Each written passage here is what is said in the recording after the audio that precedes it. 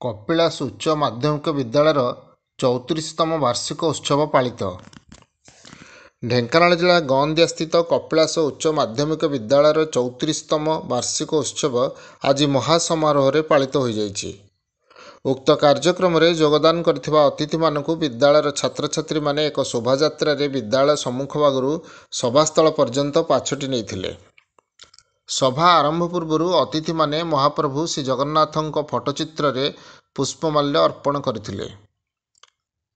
ଏହାପରେ ବିଦ୍ୟାଳୟର ଅଧ୍ୟକ୍ଷ ବୀରକିଶୋର ଦତ୍ତଙ୍କର ସଭାପତିତ୍ୱରେ ଅନୁଷ୍ଠିତ ଉତ୍ସବରେ ମୁଖ୍ୟ ଅତିଥି ଭାବରେ ରାଜ୍ୟ ସରକାରଙ୍କର ଖାଦ୍ୟ ଯୋଗାଣ ଓ ଖାଉଟି କଲ୍ୟାଣ ବିଭାଗ ମନ୍ତ୍ରୀ ଶ୍ରୀ କୃଷ୍ଣଚନ୍ଦ୍ର ପାତ୍ର, ମୁଖ୍ୟ ବକ୍ତା ଭାବରେ ବିଶିଷ୍ଟ ଶିକ୍ଷାବିତ୍ ଓ ସାହିତ୍ୟିକ ଡକ୍ଟର ବେଣୁଧର ପାଢ଼ୀ, ସମ୍ମାନିତ ଅତିଥି ଭାବରେ ଢେଙ୍କାନାଳ ଉପଜିଲ୍ଲାପାଳ ତଥା ବିଦ୍ୟାଳୟ ପରିଚାଳନା କମିଟିର ସଭାପତି ଶ୍ରୀ ବିଭୁଦ ଗଡ଼ନାୟକ, ଶ୍ରୀ ଗଗନ କୁମାର ବେଉରା, ଜନାବ ଶତାବୁଦ୍ଦିନ ଓ ପୋହରଖୋଜା ଗ୍ରାମ ପଞ୍ଚାୟତ ସରପଞ୍ଚ ରତିକାନ୍ତ ସାହୁ ପ୍ରମୁଖ ଯୋଗଦାନ କରିଥିଲେ। ପ୍ରଥମେ ବିଦ୍ୟାଳୟର ଛାତ୍ରୀମାନଙ୍କ ପକ୍ଷରୁ ସ୍ୱାଗତ ସଙ୍ଗୀତ ପରିବେଷଣ କରାଯାଇଥିଲା। ବିଦ୍ୟାଳୟର ଅଧ୍ୟକ୍ଷ ବୀରକିଶୋର ଦତ୍ତ ସ୍ୱାଗତ ଭାଷଣ ପ୍ରଦାନ ସହ ବିଦ୍ୟାଳୟରେ ଥିବା ବିଭିନ୍ନ ସମସ୍ୟା ଉପରେ ମୁଖ୍ୟ ଅତିଥିଙ୍କର ଦୃଷ୍ଟି ଆକର୍ଷଣ କରିଥିଲେ। ବିଦ୍ୟାଳୟର ଇଂରାଜୀ ଅଧ୍ୟାପକ ଗୋଲୋକ ଚନ୍ଦ୍ର ନାୟକ ମଞ୍ଚାସୀନ ଅତିଥିମାନଙ୍କର ପରିଚୟ ପ୍ରଦାନ ସହିତ ମଞ୍ଚ ସଞ୍ଚାଳନ କରିଥିଲେ। ଏଥିରେ ବିଦ୍ୟାଳୟ ପକ୍ଷରୁ ପ୍ରକାଶିତ ବାର୍ଷିକ ପତ୍ରିକା ଆହରଣର ଶୁଭ ଉନ୍ମୋଚନ ଅତିଥିମାନେ କରିଥିଲେ। ଆଜି 34ତମ ବାର୍ଷିକ ଉତ୍ସବ କପିଳାସ ଉଚ୍ଚ ମାଧ୍ୟମିକ ବିଦ୍ୟାଳୟ ଗଅଁଦିଆର ଗର୍ବ ଏ ଅନୁଷ୍ଠାନ ପାଇଁ କିଏ କ'ଣ ଦେଇଛନ୍ତି ପଢ଼ି ଦିଆ ସରିଲାଣି, ଆଉ କିଏ କ'ଣ ଦେବେ ସେଟା ପଛରେ ପଢ଼ା ହେବ। ତେଣୁ ଆମେ ଏ ଅବସ୍ଥାରେ ମଞ୍ଚରେ ଏସବୁ କାର୍ଯ୍ୟକ୍ରମ ସଂଯୋଜନା କରୁଥିବା ଗୋଲୋକ ନାୟକ ମହୋଦୟ, ଅଧ୍ୟକ୍ଷ ମହୋଦୟ,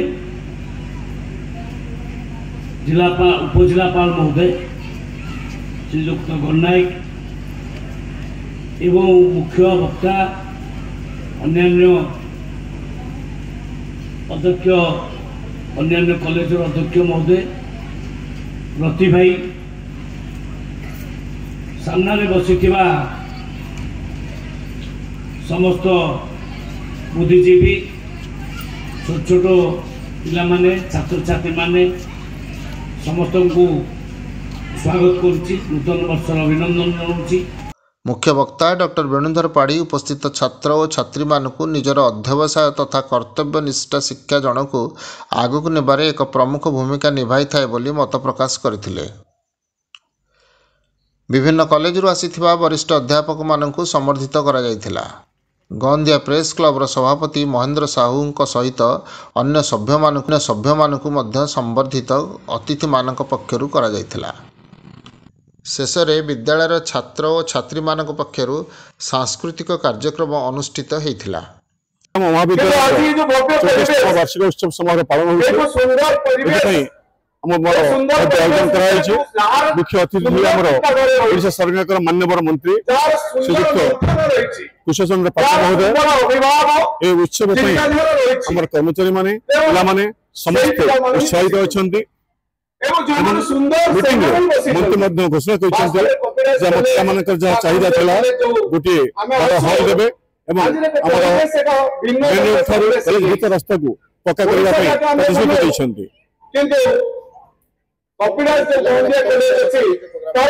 ଏ ପ୍ରୋଗ୍ରାମ ପାଇଁ ଆମର ପିଲାମାନେ ଏବଂ କର୍ମଚାରୀମାନେ, ଆମର ପୁରାତନ ଛାତ୍ରଛାତ୍ରୀମାନେ ସମସ୍ତେ ଉତ୍ସାହିତ ଅଛନ୍ତି।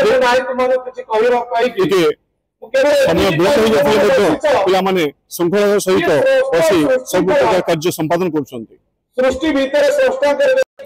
ଗୋଲୋକ ନାୟକ ବରିଷ୍ଠ ଇଂରାଜୀ ଅଧ୍ୟାପକ ଏବଂ ସଂଯୋଜକ ଆଜି ସଭାର ଆଜି 34ତମ ବାର୍ଷିକ ଉତ୍ସବ।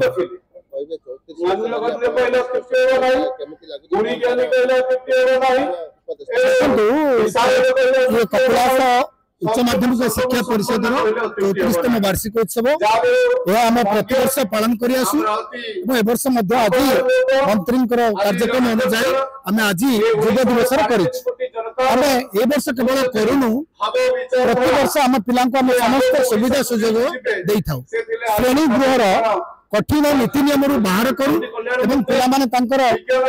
जीवन को उपभोग करती एनुअल फंक्शन को एंजॉय करती तेणु अन्य समस्त कॉलेज जहाँ करू न करूँ आम प्रतिज्ञा करें ये कॉलेज थिबा पर्यंत पिला समस्त सुविधा सुजोग देवु आज देचु तेणु आज पिला बहुत आनंदित अच्छा आम आनंदित अच्छा आज या कल्चरल प्रोग्राम आरंभ हो समस्त महानंद पालन कर आशा करूँ भगवान आमको शक्ति दिंतु पिला धैर्य दिंतु आगे को आहरी वृद्धि मिलता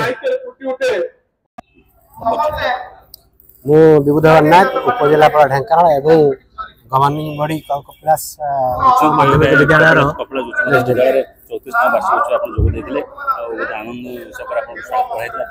आज बहुत खुशी कि गवर्निंग बॉडी प्रेसिडेंट हिसाब से मत अध्यक्ष निमंत्रण करथिले कि आपण आसंतु पिला माने गोटे मोटिवेट करंतु देखिली पिला माने ऑलरेडी बहुत उत्साहित अछंती आ समस्त बहुत खुशी आ पिला माने सेमिति बहुत उत्साहित अछंती हम निश्चित भाव में एई 34तम वार्षिक उत्सवर सफल कामना करी आज मंत्री को डिमांड करथिले मंत्री को डिमांड अधिक करा जिवो आपण सरकारकर प्रतिनिधि अछंती मंत्री अछंती केमिति कॉलेज जान सारंग निर्देश जहा रहबो से अनुसार हमें सेटा को काम कर ढेंकानालरू सौम्यरंजन महांती रिपोर्ट नागराज न्यूज।